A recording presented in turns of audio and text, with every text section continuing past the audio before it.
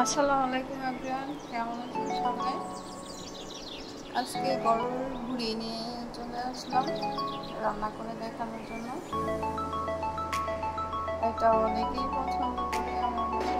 গরুর ভুঁড়িটা অনেকেই খুব বেশি পছন্দ করে আমার মতো।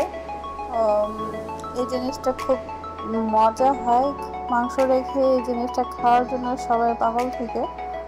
তো আমিও এর নিয়মের বাইরে না, যদিও এটা পরিষ্কার করা বা রান্না করা একটু ঝামেলার ব্যাপার, তারপরও ওই জিনিসটা খুব বেশি ভালো লাগে।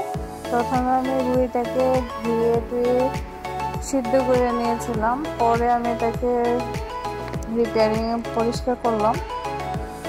যেমনটা দেখছেন এরকম না, এটা পরে আমি পরিষ্কার করেছি সিদ্ধ করে।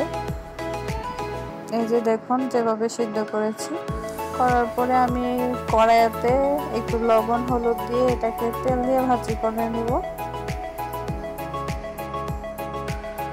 একটু ভাজি হইলে যেন তরকারিটা খুব ভালো হয়।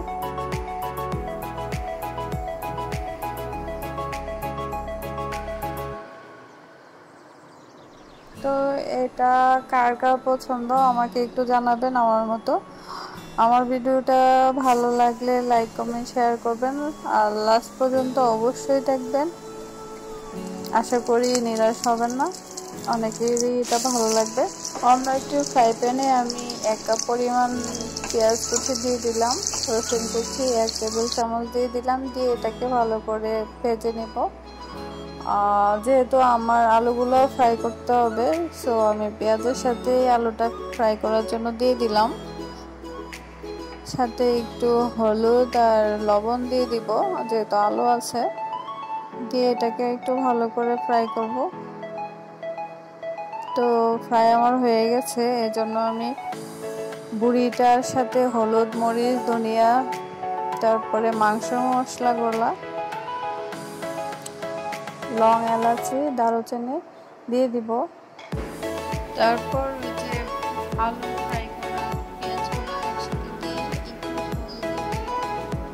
কষিয়ে নেব।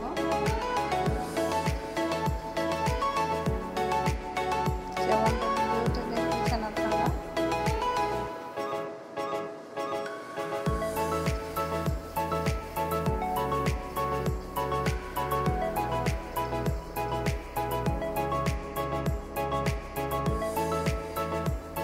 আলুগুলা দিয়ে তারপরে আরেকটু নাড়াচাড়া দিয়ে আমি অপেক্ষা করবো, কষে নেব। তারপর ঝোল দিয়ে দিব। ঝোল দিয়ে আলুটা যেহেতু আমি ওইখানে একটু ফ্রাই করছি, এখানে একটু ভালো করে সিদ্ধ করতে হবে।